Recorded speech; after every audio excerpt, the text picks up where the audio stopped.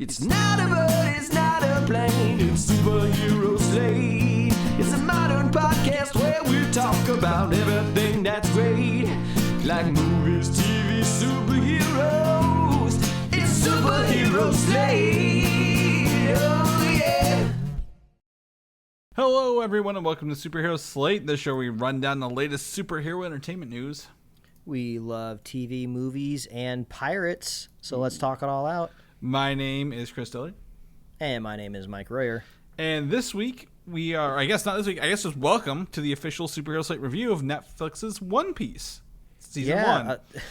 Like we've talked about this show a little bit on our normal weekly news episodes, like the last 2 or 3 weeks. Yep. So we've finally gotten around to finishing all 10 episodes, and I said it before and I'll say it again, Chris, I'm surprised that we're here doing this at all.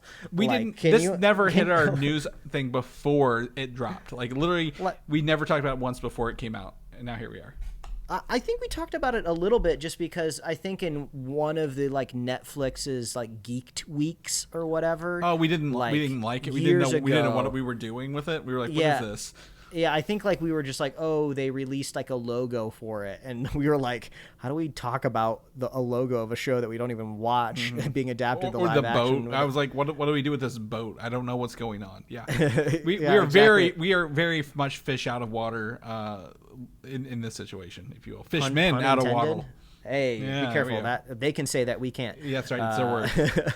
Yeah, but I'm just surprised. I think this is a very sign, just here that this exists, that there's enough here that we at least wanted to talk about it, right? I mean, I guess we could kind of, bury the lead a little bit if we want to, whether we liked it or not. But the fact that we're doing this just shows you enough that there's enough happening here that we thought we wanted to record a separate episode standalone to talk about One Piece. That's right. Yeah, I think, obviously, this isn't one of those situations where we're this isn't the weekend it came out. It took a couple weeks for us to watch it and get through it. And that's necessarily against the quality of the show. It's just, things are happening, and this wasn't the top of the thing. But yeah, absolutely. I think the fact that we are discussing it implies that there is some good to be taken out of this. For that, I will say, for those who may not know, this is not a show about regular pirates. My in-laws were watching it because they heard there's a new show about pirates on Netflix. Oh no! And the question I got, my wife's sister asked her, she's like, "How much violence is in this show?" And we were like, "Oh, maybe a little bit." And she's like, "On a scale of 1 to 10, with 8 being Squid Game," and I'm like. Oh, it's not Squid Game. I'm like 3. But they're used to watching, obviously Black Sails, right? Actual pirate shows. Oh. And all they knew was that there's a pirate show on Netflix. Once they realign the expectations with what this is, it's an anime, and it kind of has, again, those Saturday morning cartoon vibes to it. They're still on board. They're still watching it. So it was just very funny to see people. We don't know everything about anime, but these people even less so. But it was very entertaining to have that conversation. That is so hilarious to me. One of the, I guess, not unintended consequence, that feels like a wrong phrase to use, but yeah, if a live action anime gets enough heat on it, gets enough eyeballs, and it just starts getting into the mainstream zeitgeist, can you imagine just one of your parents stumbling across it and they're just like, why is the snail a phone? I don't get it. I'm always going to talk about that snail. It's hilarious. Everything with Wi-Fi is a snail in this show, Mike, not just phones. The earpieces, everything was a snail. It shows the power of Netflix after all this time, right? Years of Netflix, whether you have it or not, prices are up or you're not sharing anymore, that people who don't listen to shows, don't watch a lot of superhero stuff, and are just regular, everyday end users, came across One Piece because it is so popular on Netflix right now. Yeah. I mean, I feel like I'd like to mix things up just a little bit, Chris. Since Shake the snow globe. This show is a little mixed up on its own, right? I think we should just go ahead and throw up the spoiler warning. Oh, absolutely, just throughout this conversation. I mean, if you're here, 2-3 weeks after One Piece was aired, what are you expecting, right? One Piece started in 98, 99 as a manga, and has over 1,200 episodes of anime, and this barely touches the iceberg of that. So there is no way, even if we had read the books, like there'd be no spoilers in this, right? All this stuff is out there in the wild for you to read and consist in other mediums. So I don't think there's any spoilers to be had here at the end of this. Even what I thought was the biggest spoiler was like halfway through the season. And we'll talk about that here in a minute. But yes, absolutely. If you've not watched this and you don't want to quote be spoiled, back off, watch it, come back in. But I thought, this is where it's going to get spoiler story. I didn't think that the reveal that the general was his grandpa was going to happen so quickly in this show. I didn't even I didn't know it was a thing, and then it was accompanied with like a flashback, I want to say relatively quickly, the next episode, which was just kind of like, it's so, the flashback is weird enough on its own, right? We just see Kid Luffy, who we've already been introduced to, just like playing on the beach, building like his own like miniature little pirate ship, and like his grandpa, which we have no idea how this is his grandpa, right? Is it by blood? Is it by like adoption, or what exactly is coming out here? And he just like trots out from behind the bushes and like destroys his little pirate ship and like picks up his grandson and like takes him away from the beach. I'm like, what is going on here? And he's dressed in like he just walked out of a Jimmy Buffett concert. Rest of his soul. Yes. Like he's not even dressed like an admiral or like a marine. He's just in this beach wear. It's this show, you really have to broaden your idea of like worlds and world building to like enjoy the show, because I brought this up in our normal weekly news episodes, but like people have clothes with zippers, right? Like normal, like the YYK or YKK zippers, like look down at any zipper you're wearing, it has like those three letters on it, right? So that just means somewhere in this world there's a zipper factory, and there's like somebody making, which is really hilarious to me, but like they show it clear as day on screen. How, like, I feel like I'm the type of person that normally can't get over that kind of stuff, right? I usually really narrow down into like the way you build your world and what should and shouldn't be allowed and how you break your rules, but I guess they're just like, our rule is going to be like, we're just allowed to break rules, and this normal convention. Is this the future? Is this the past? Is it current day? We don't know, and that's perfectly fine. But as you mentioned, they go from wearing modern clothes to immediately popping a snail in their ear as a walkie-talkie with those same clothes on. So absolutely, like it is all over the place. And I will tell you, I love the actors. I didn't think I would like them so much in the first episode, but by the second episode, they'd all kind of grown on me. You have, I don't know their names. I could pull up. I'm not gonna be Iñaki Godoy as Luffy. I just know them by their nicknames. They have a green hair guy, the swordsman. Let's just press forward by using their character names. All of the actors, they're so infectious. And they all grow on you too. Yep, exactly. Like Luffy, he should be, the way his optimism, his sole focus, he's very narrow-minded on wanting to be the king of the pirates with the One Piece, should be grating, right, with anyone else. But the way they've written it, his delivery, his performance, everyone around him, it just makes him so much more enjoyable. And it shouldn't work like this, but it does. And that's fantastic. I absolutely appreciate what they've done with that to make it work. And the performances match the tone of the show that they're doing. So I don't know if it's in the second to last episode or the last episode where like, not like, oh my God, when Nami is on the ground like cursing the bad guy's name, I forgot, Arlong. She's cursing Arlong's name. She's on her knees. She takes her knife out and she's like literally like stabbing her arm. I was like, this is so intense, and this is 100% working for me. Like I feel like the pain coming off from this scene about a fishman that's wronged her and her family, and it's just, and then you have Luffy turn around and he's just like screaming to the heavens, "Of course I'll help you." It's just like, it's so wild. Like if you take any of these scenes like out of context and show them to somebody, like, hey, you want to watch this show? They'll be like, what are you smoking? Can I have some of it? Right. But it's just, everything is just working. I don't quite understand it, and I'm looking forward to the deep dive video essays that all the smart people out there on the internet are going to make around this show. But like the sheer fact that this worked is great. And I mean, like, should we just like go ahead and just say like, I mean, I'll put it on the record officially. I like this show. Yeah. It's good, and I want more of it. Well, I agree. I loved it. I actually finished it before you, Mike. Mm-hmm. And that's a rarity for sometimes, because I don't sit and binge things as much as or have a I don't watch things while I work out kind of like you do. So like for me to finish it first, I was like, oh, this means this is really good. I really really enjoy this, and it's very hard to explain this show to people who don't know right along the way. But I will say one thing: absolutely love the show. Boy, I will always say every 2 episodes is an arc. Everyone should know this. Every 2 episodes is a story arc, because they literally pick up a new character every 2 episodes, right? Like to join the crew or go on a thing or fight a bad guy. So it's very fun to see that. Again, Mike, you were lucky. They have announced a 2nd season this already, which is very early for Netflix's standards. So that is fantastic.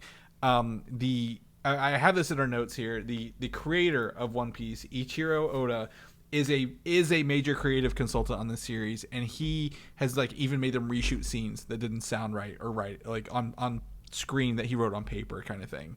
So like they are very much I think the studio or the production company Shueisha, who works with like the print material, the manga, is one of the production companies for this. So they are really taking the advice from the people who made this to make this a good show, rather than like, okay, well, we're Netflix, we bought it, we're gonna have an American company make this and hope it turns out okay. Yeah. I mean, I have no qualifications in which to recommend any other One Piece media to anyone, but I did a slight bit of research, and I just watched the very first episode of One Piece, which is streaming on Netflix, and Netflix will remind you every time you open up the app that the One Piece anime is on there, because since the live action one is successful and trending, now the animated thumbnail, every time I open up Netflix, it's front and center. They really want me to dive into it, and I'm sure their algorithm is showing a lot of people diving into it as well. And it was kind of fun to jump into it, right? Because it really brings you back to like vintage kind of like Dragon Ball Z days, where you get to see like 90s anime, like the style and the energy and the vibe. There's not really any CG in sight, where a lot of anime now relies pretty heavily on that. And it's way wackier than I thought it was going to be, right? I obviously the live action ended up being that way, but it is so slapsticky, at least in that first episode, and I'm sure it evolves over time, right? The original Dragon Ball is like that too. The original Dragon Ball feels like a Saturday morning fun cartoon adventure, and then you get to Dragon Ball Z, and like people are getting cut in half, exploding. It's just like it all happens to Krillin, right? Right. They actually they up it from to adult stuff, but yeah, absolutely. This makes me want to go watch One Piece, Mike. That's the fun part about this, right? It's got a backwards kind of feed to it. Now, will I get to it because I'm very intimidated by 1,200 and something episodes? Absolutely. I almost don't want to go watch anything, just because I don't want anything spoiled, right? Because now I'm invested in this live action version, so I'm hoping the culture out there on the internet will exist within the same realms that Game of Thrones existed, right? When everyone was watching that, everyone was reading all these people were reading the books, and knew what was going to happen. But I could pretty safely go out there on the internet and not get spoiled of what was coming, like in season 3 of Game of Thrones, right? So hopefully people will be doing the same with One Piece. It doesn't seem to be a problem, at least so far for me. But it's so much fun. I don't know who this guy is at the very ending that they teased with like the cigars. Yeah, so I'm gonna tell you. I'm gonna tell you what his name is. Can I tell you what his name is? Yes, you can tell me the name. Smoker. He's got 2 cigars in his hand, and his name is Smoker. Oh my gosh, that's perfect. I mean, if Zoro can hold a sword in his mouth, I don't see why he can't hold 2 cigars in your mouth. I mean, that seems like child's play, really. Exactly, his whole like character is built around that he holds two smokers. So one thing that actually gets me really excited about hopefully the longevity of this live action series is I saw a tweet from just a random person out there on the internet during like the first week that the show was airing, and from what I can remember, it was like, oh, isn't it really, really funny, like revisiting some of these characters from the beginning of the anime, like Arlong, when we were all watching it and we thought Arlong was like the biggest, baddest character out there on the sea, and now look at where we are now. basically insinuating that Arlong is like nothing. It's like a flea compared to what Luffy crosses later on in the universe. So that gets me really hyped of just like, oh man, this is going to be crazy. Well, this is exactly what it is. It's the Dragon Ball effect, right? There are 20 seasons of One Piece out there. 20 seasons. They're in 20 seasons right now. Arlong isn't even through the final episodes of season 1. If that tells you how much more is out there of this. So this is like saying, hey, remember when Piccolo was the bad guy in Dragon Ball and now we have gods? I feel like it's kind of going to be like that. Like, obviously not the same thing, but right, like, our first world problems were literally, this green dude on our planet when I was a kid and my legs weren't long enough to kick him. But now we're fighting for the fate of all the universes. So I'm excited to literally, if I'm saying I'm going to go watch some One Piece, I might watch through the first season. How about that? Maybe I'm not watching all 20 seasons, but like I would like to see the anime versions of what we just watched. Maybe for comparison or building out, because apparently it's fairly close in story. So yeah, we need like a One Piece insider that can like tailor, what we watch live action to the anime, right? Like what do I need to watch to cover what I watched in the live action? Yeah. So I would say, one of my favorite things, and we've talked about this on the regular show, is Zoro's fight with Hawkeye, or Mihawk, if you will, who has the gigantic crucifix sword, and when he takes it and swipes it through that boat early on, and I'm like, hell yes. Yeah, I love that dude. He is so fun. That was a big moment for me watching the show, which happens roughly like halfway through the show. Yeah. And I was on board before it, right? But once I saw that, I was just like, oh, I get it. We are going to be getting bigger and grander the more we start moving There along. are powers that be in this world that we don't know and understand yet, and I'm very excited for them. Yeah, and I love this whole season, right? But I think the middle of it was kind of my favorite portion. I love the Sanji arc. Sanji is like my favorite character. If I had to be that was so emotional too. Like that was like his background when he tells the story of his background. I'm like, God damn, that's like touching. Like if I had to be a citizen of the internet and say if I stan a character, I'm all over Sanji. That guy is awesome. His fighting style is so impractical but so cool. Like he puts his hands in his pocket and all he does is kicks. He's got and in my headcanon. I was going to say, in my head canon, I don't know if this is explained in the anime, but in my head, it's just like, oh, he doesn't use his hands because he needs them to cook. He can't possibly risk injuring his hands because that's his dream, is to find the All Blue and cook everything there. So, yeah, he's got to just use his legs. I love that. With that, obviously, he's also doing the Japanese thing where he's got his long hair covering one eye and he's wearing a suit all the time, no matter what he's doing. Very, very anime style, right, if you will, of if you could. But I think it also adds to the fact he doesn't use his hands because you have Luffy who only uses his hands right now, right? So like literally every character has a different fighting style. You have Luffy who's eaten the gum fruit and he is essentially Mr. Fantastic, if you will, in this pirate scene. And he's the only person really with powers. You have Zoro who uses the 3 sword style, 2 and then 1 in his mouth. Nami, she's a cartographer and she's just like a thief, so maybe like the rogue of the party, if you will. And then Usopp, who I can't quite get on board with him yet, but hopefully I can. Maybe there could be a little bit more with his character coming in the future. But maybe he's the heel, right? Maybe we're supposed to kind of like not really like him, so we don't necessarily have to root for everybody. Well, we don't like him, but at the end, he's telling this story, and like he's the one who saved the day, and Luffy is like he's everyone's biggest hype man. He's like, yeah, here it for Usopp, right? Like he doesn't see that as a bad thing. He just literally And that's why he deserves to be king of the pirates, because he's humble, right? He'll let other people shine because he's got his eye on the prize, man. I feel like if I had to like teach like a screenwriting course, just writing narratively, I feel like this first season of the show, they just do everything really, really well. I wouldn't say they're reinventing any story structure or anything going on here, but just everything works, right? We're introduced to these characters pretty methodically along the way. Every time we get to them, we get a little bit of their backstory, and I must emphasize a little bit, right? Because I can't stand it when you're watching a TV show and they introduce a new character and the entire episode is just a flashback on their origin story, right? I would say they do a really good job balancing the flashbacks and giving us exactly what we need, right? And then going back to the action, right? Like when we meet Sanji, like we don't need an explanation of why he's on a boat as a kid and cooking. We just meet him there, right? Yeah. So there's a lot of efficiency there going on with storytelling. And like Chris, how you just described all of these characters and their archetypes, they all also have their own all very clear goals, and they all restate them on the ship at the very end of the season. So it's just like all of the goals are clear, all the archetypes are clear, all of the relationships are clear.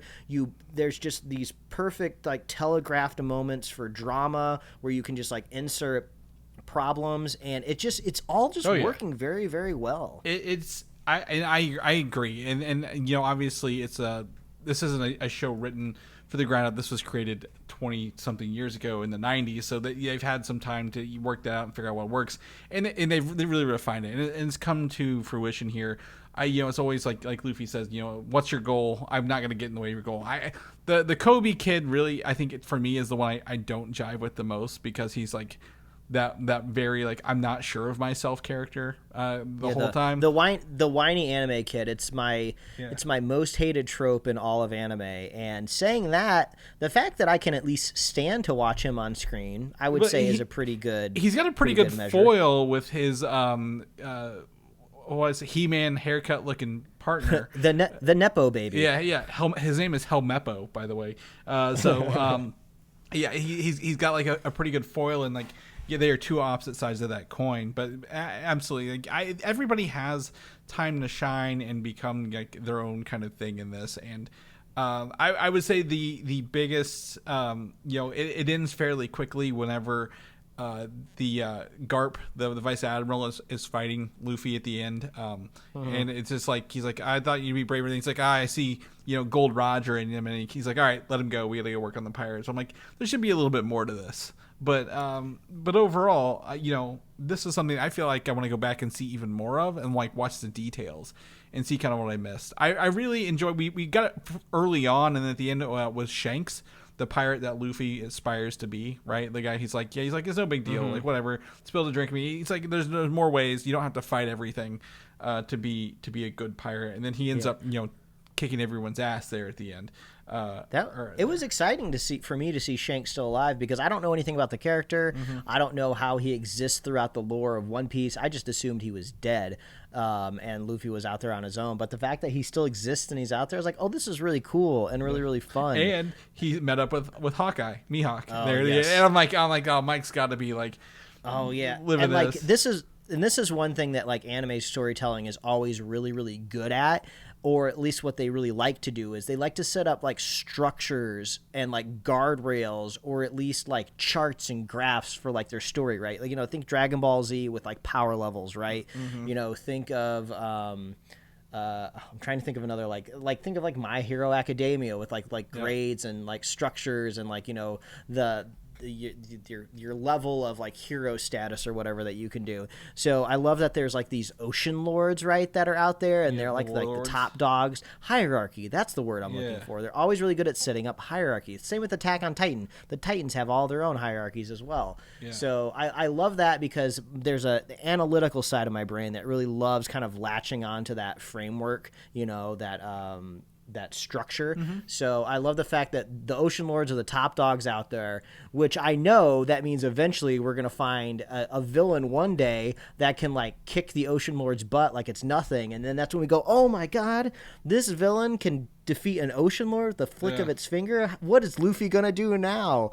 So it's always fun. It was good to see, like you mentioned that the hierarchy, again, the vice admiral take the two kids. He's like, all right, you're gonna train with me now. He's like, I didn't give up. We're not gonna be doing the same things. I'm gonna train you guys to be strong like he is, right? Because he's naturally strong, and that anime strong. That's why when he threw that cannonball at him pretty early on, he bounced it back, I think, in that episode.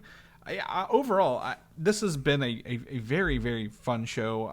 I was disappointed that Ian McShane only narrated the first episode and not more of it. Speaking of characters from Black Sails, but obviously I'm sad we have to wait for season 2 for so long right now, with everything kind of out of pause, if you will.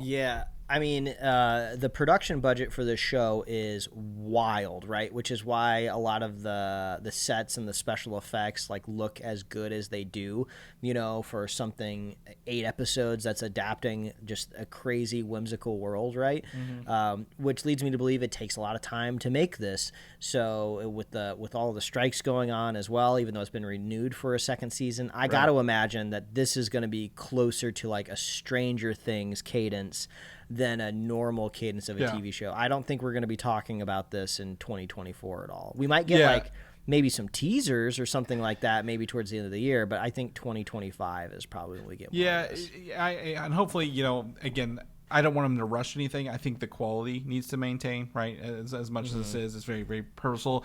There is a character called Tony Chopper, who is very much a big part of the crew later on, season 2 and on. Oh yeah, and I've seen it's like an animal. It's not like a human. Yes, he is technically I think the 6th member to join the Pirates, so pretty close. But he's a doctor. Let me see he's like a reindeer human hybrid, if you will.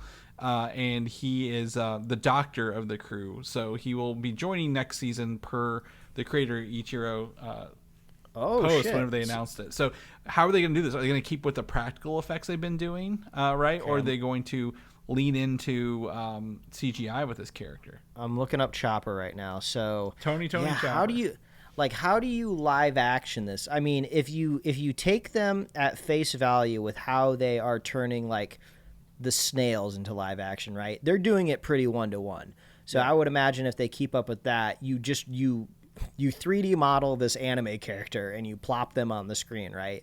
Hopefully they can do that, because I feel like what happens with that, whenever I'm looking at a CG character on a TV show budget, right, over a course of like how many episodes, I'm just like, why are they leaving Chopper out of this adventure? Oh, it's because they don't have the budget to have him on the adventure. I don't want to feel that. I don't want to feel the budget lacking Chopper's involvement. But looking at the character, it doesn't necessarily look like you can put a little kid in a costume. It doesn't look like you can really match the proportions of his like stick arms, but I don't know, maybe.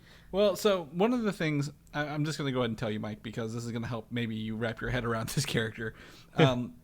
Tony Chopper ate a devil fruit called the human fruit, and his fruit gives him the power to turn into 3 forms: a human reindeer hybrid, or his regular reindeer form, which is what we probably see him in. So okay. So I can see maybe them taking some inspiration from Sweet Tooth, which is also on Netflix, to do the human. Yeah, I was hybrid. thinking Sweet Tooth is really okay. I'm looking at his different modes. He has like this monster form. Yeah, he has these drugs that he takes to give him more transformations for short time frames, but oh my gosh, obviously not the whole time. What's Luffy seeing this character when he invites him on a ship? I love all the illegal drugs. You'll just give me it at a moment's notice. Yeah. I mean, he's an outcast. I wonder what his goal is. What is his goal, Mike? That's the question, right? So yeah, you're totally right here, though. I'm looking at kind of his more humanoid figure. You could totally do this with a person, 100%. And they've already shown us like the goat guy or whatever. And I don't know if that shifty marine towards the end of was like a cat dude or something like that. Yeah, well, I wasn't entirely sure if that was supposed to be like he literally was part cat, or if this was supposed to be like, oh, in this world, you know, these are kind of like body modifications that these higher military officers like to do, you know. Yeah, I don't remember that character's name, but he was a very he was the bad character there at the end, but I don't remember his character name. I'm gonna have to go take a look at this. But a lot of Chopper sidekicks out there in the zeitgeist right now, huh? Yes, yeah, a lot. People love Tony Chopper, Mike. You don't understand. But yeah, I mean, I don't know what else to say about the show, but like, I'm just infatuated with it. I want to know more. It's a good vibe show, but it has some deep moments, right? Like oh yeah, they're fighting the good fight. It's not about treasure. It's not about backstabbing, and they're all about really the moral of the story is friendship and sticking to your dreams. But like the characters come from very tragic backgrounds, like super tragic. Like everyone essentially has lost on their way there. So And that I think that adds to their humanity and their characters a bit. But I do like we talked about the archetypes. Everyone's different, and that feels very fun along the way. So, yeah, I don't know. I think the one thing I was going to add to this at the end before we wrap up, Mike, is they essentially have power levels. It's their bounty amount, right? You level up by getting more bounty, so that's how we're gonna have a power creep. How much bounty are you worth as they kind of go through the show? Well, okay, one last cool little thing that I just wanted to point out before we kind of wrap things up. I love that every time a bounty poster shows up, the corresponding pirate like destroys it in front of them, which doesn't make any sense. Totally kind of breaks the third wall of the story, but it doesn't matter because it's awesome. And then every episode opens up with like a custom logo, like a custom like 3D rendered logo. The Jolly Roger of the episode, yeah, and I just think that's really, really cool. Like those are like details that you can't get unless you get a big budget, right? You know, if this show didn't quite have as much money, they wouldn't be able to hire the person to do the custom logos, or the cool like effects of the poster. So yeah, it's just, they did it. They're like, if we're going to do this, let's just do it. And it worked. I'm just so surprised that we're here talking about this. And I'm recommending One Piece. I'll recommend it to pretty much anybody with a caveat. I think, if you're going to tell your friends or family to watch it, just give them a little bit of a primer, right? Yeah. Just let them know that this is adapting a very wacky cartoon. Don't try to explain to them what anime is, because that's a whole nother fight that you have to do as well. So just say, this is an adaptation of a wacky Saturday morning cartoon about pirates. It's really weird, but it's really fun. Yeah. And I think that's a good primer to get somebody into exactly. Don't be like my in-laws who think this is murder pirates. How violent is it? Yeah. Well, they do kill a mother of two little children, but they don't. Yeah. But they cut away before she gets shot in the face. So. Like I think they asked me that, and I was on the part where obviously Zoro was cut across the chest, and like he was like kind of healing from that. I'm like, well, there's that, and they killed the goat man, but like it's not very brutal, really. At the end, like Shanks gets his arm cut off or eaten off by the sea beast, but like you don't see blood squirting everywhere. He just doesn't have an arm going forward. So this feels like if you got a mature 12 or 13-year-old, you can kind of get them on board. Yeah, but absolutely. I think I agree. I love giving some recommendations for it. But boy, just tell them it's a pirate show, but not that kind of pirate show, and you'll be all right. So, all right, Mike. Well, that's it to wrap up our One. This is our One Piece. It wasn't even a review. It was our One Piece recommendation. Really, at the end of the day, maybe you can boil it down to something else. But if people want to know what you're up to, what you're doing, what can they find you at? Well, they can find me at Mike Royer Design on Instagram, Twitter, and TikTok. And you can read my webcomic at liferewardsrisk.com. Chris, if people want to catch up with you, where are you? Find me on Instagram, Valdan87, VALDAN, or video game systems of the same name. If people want to know more about our regularly scheduled show where we run down the latest superhero entertainment news, where can people find that at?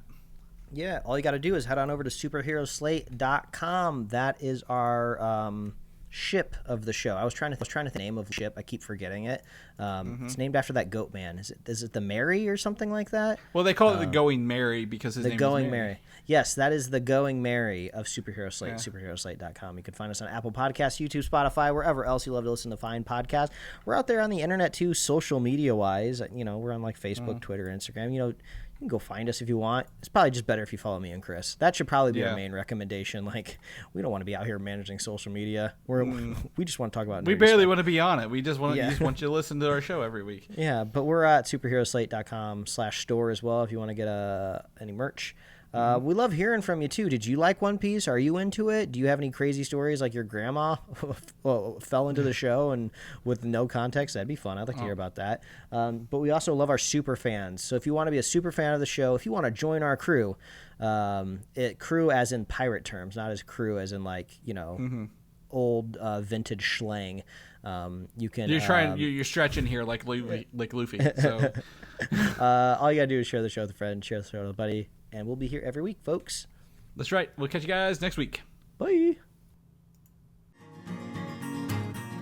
Thanks for listening, and don't forget to subscribe.